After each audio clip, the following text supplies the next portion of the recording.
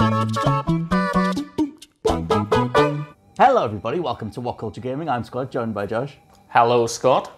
Josh, my friend, one of our favourite people in the industry, has been out there saying some crazy things, some wild things, wild, sweet and cool, and we'll dive into them. I don't know how you come down on this stuff. We talked about it a little bit before we came on air, and we'll just break some stuff down. So basically, Mr. Phil Spencer, master of the Xbox, has been talking to gamesindustry.biz, and he's done. He was talking about console exclusivity and the way that PS5 and Sony are approaching the next generation and how Xbox are going to be doing things, and he just laid it all out in regards to sort of his mindset, his approach to the next generation. So he said that we all need to applaud the work that's going on with the SSD, the audio, the load times, the fidelity of scenes and frame rate, input latency, etc. But that shouldn't exclude people from being able to play. All of this stuff was regarding the idea of exclusivity going forward.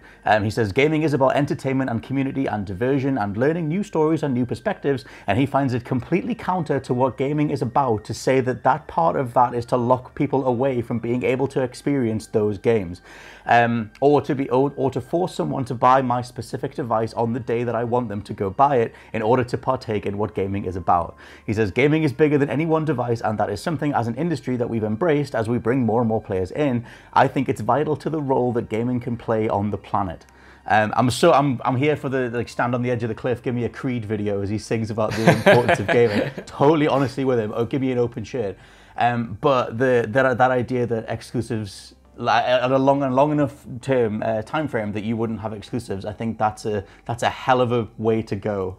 It's a really interesting discussion and full of nuance and complexities, because I remember we reported on this ages ago when they first confirmed that they weren't going to have any exclusive games for the Xbox Series X for at least the first year or so. And we were kind of like, are they mad? Phil, mate, have you kind of lost your mind? Because this is what's getting PlayStation and Sony kind of all the rave reviews and kind of and Nintendo. Yeah, and Nintendo as well, yeah, you know what I mean? Like the fact that these publishers have these system sellers, these killer apps that shift consoles. But at the same time, I do completely jive with what he's saying there, like making this kind of Xbox more accessible, making the Microsoft brand something that anyone can jump into no matter what console they have, whether they want to spend $60 on the game or want to buy a subscription and play games that way. Opening up the consumer base in this way is something we haven't seen across any other generation. And I think later on in the interview, not to step on your further quotes, but I think he compares it to... I've not got any more, mate. That's all I've got. There we go. I'm sure he refers to PC as kind of like the closest comparison for it, you know what I mean? Yes. He talks about whether or not this will hold back the games, and he says, well, no, because people have been making PC games for decades now, and you always have a kind of, a disparity between the high-end versions of those games and the kind of lower-end versions that are more accessible. Like, it doesn't necessarily throttle the graphics. And for me, on paper, I think it's kind of a smart way to go. Xbox over the past few years has made this kind of left field Hail Mary but ingenious move, on at least in my opinion, to kind of not just continue to clash against Sony as these two brick walls just smashing against each other, saying, we're both fighting on exclusives, we're both fighting on the price point, we're both doing the same thing that we've done over and over again. This to me is Phil Spencer going, we've got an entirely different business model. It's actually succeeded for us with Games Pass and what we've been doing over the past few years, so we're going to double down on that going forward. Partly potentially because they don't have the exclusives there currently to immediately come out the gate swinging when Sony has, Horizon Zero Dawn 2, God of War 2, Spider-Man 2, all of these big names already established. Things worth buying a console for. Yeah, something worth buying a console for. Xbox aren't there yet, so for me it makes sense for them to not focus on that, at least initially. Well, the thing that stands out to me, because it's true that obviously Game Pass is doing very well. They've invested in xCloud and all the early hands-on demos with that stuff. Their cloud streaming tech has apparently been very positive. They're just sort of on the side, just obliterating Google Stadia. Just, hey, by the way, we can do streaming as well, and it's all good. Those things, though, for me, come alongside the assumption of exclusives, and I think a lot of people still bought Xbox One because of how popular the Xbox 360 was and how immaculate the 360 set of exclusives were. I don't think you can lead on supplementary features as primary primary. I think they need to go alongside the main event. And it's the age-old thing. I mean, it's going to be assumedly answered next week at the Xbox showcase thing. But it's like, if you had to answer the question, why should I buy the Xbox Series X? Assumedly, that would the easiest go-to thing, and it's maybe just the way that console gamers have been conditioned. The most easiest go-to thing is, well, because you can play XYZ. And right now, he's sort of moving into a space where he's like, I don't even want XYZ. I want the rest of the alphabet. And it's like, I get that. I get that idea of harnessing the Netflix for games model and just, being the place you go to have access to everything. And I love my Xbox One X because I can go back to old school stuff that isn't on the PlayStation. But I still think you need those to be supplementary. Like the Xbox's sales tanked this generation, and they clawed back, but tanked initially against the PS4. And even the Switch came out with exclusives and obliterated it across the first couple of years. I just don't think you can discount exclusives. I know what he means, and I like the actually I was gonna say I like the philanthropic message, philanthropic Spencer. I like the idea of him providing stuff for everybody. And that's that. And he makes a good point. Like, if you want to make this art form available to everybody, it's going to benefit the planet. Then you need to have platform agnosticism and make everything available to everybody. But I still think you need exclusives to sell a product. I don't think you can, Yeah, I think you're totally right. Like, I commend this approach to kind of from a consumer level, but it's a weird ass way to sell a console. You know what I mean by saying, well, you don't really need the console because you can play on PC or you can play on the Xbox One or the Xbox Series X, and you'll still have a good time.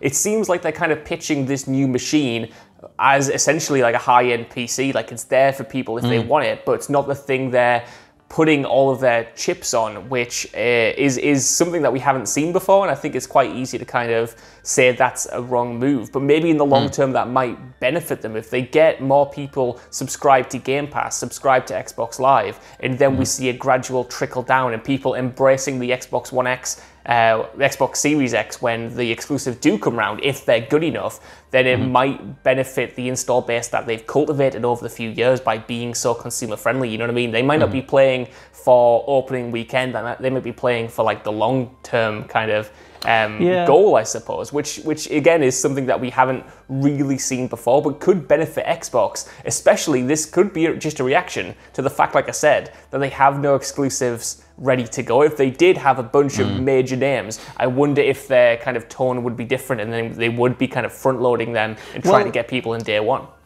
Well, that was the thing at the beginning of the generation, like way before, because the thing is, it's so easy to forget that Sony only really embraced their exclusive library this generation. Like, across the PS3, there was very, very little. Like, you had Uncharted and Lair and the PlayStation All-Stars Battle Royale, but there was very little. But on the PS4, like the ones you reeled off before, alongside Nier and Persona and whatever, there's so many great exclusives now. Yeah. And it's just that thing of, like, at the beginning of this generation, Xbox were the ones coming off the 360 back in 2013 saying, like, look, we have this great exclusive pool. I mean, that was back when they were under Don Matrick. It was a lot more sort of hoorah, we know what we're doing style thing. But they were the ones going like, oh, Sony hasn't got an exclusive lineup. We have the exclusives. We got Gears, Halo, Forza. That's pretty much it. But like that whole idea of, we're going to lead with exclusives and that's going to be the way and whatever. And it's just interesting pairing that off against where they are now, where they're just saying like, actually, exclusives don't matter. Maybe that is a business reality of just they actually haven't managed to get them lined up on the scale of being able to contend with a God of War or a Spider-Man. But I know exactly what he means, and I just think that it's going to be twisted so much and taken the wrong way. Because I think some part of the core message isn't the right way to sell a system, like to me anyway.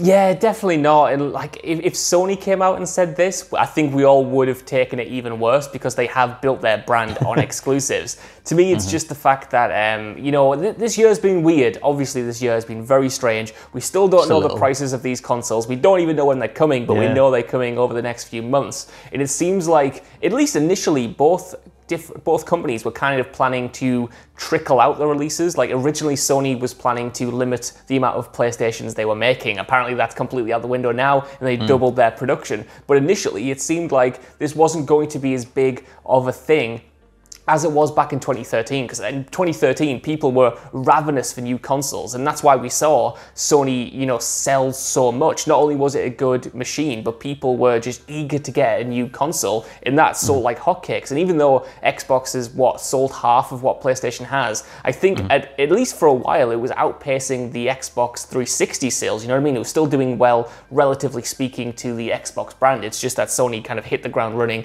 and did this ridiculous thing. So I wonder whether this is kind of a hangover of that initial mentality of, you know, this isn't going to be an instant turnover thing. We're going to have to kind of tease people out. We've already had the Xbox Series X. We've asked people to upgrade to that. We don't want to be then saying, look, you've just bought that machine 2 years ago. You're going to have to buy a new one now to get all of these amazing games. You know what I mean? By flattening kind of the play space, I suppose. It's like I say, I'm with you, man. Like, I think it's a genius move in terms of what the Microsoft and Xbox brand is, but a very strange way to sell you on the Xbox Series X specifically. Like, as a brand, as a whole branding thing, I think it's actually a smart move, but as a means to shift a new console, it is strange. Well, I think it's all about momentum. Like, just to quickly mention, you said like the sales the generation prior, like that was when the PS2, because the PS2 is still the best-selling console of all time. Like, just there's absolute behemoth of a thing that just sort of like, you know, carried into the next generation. People tried to side with the PS3, then obviously the 360 sort of took off and stuff. But like, if you talk about momentum this generation, they don't really have any on the Xbox side. So I wonder whether they just embrace, like you said, like the positives of what they've been able to do, Game Pass, and all these sort of quality of life improvements, and just kind of make Xbox this sort of wide arms, let's all just have a hug and everything's going to be okay, and, you know, gaming's available everywhere type thing, as opposed to Nintendo and Sony, which are very much leading with exclusives and going, well, you know, come to us because we have this little family of exclusives. But it isn't necessarily thinking of the bigger picture, which is the art form overall, or the medium overall.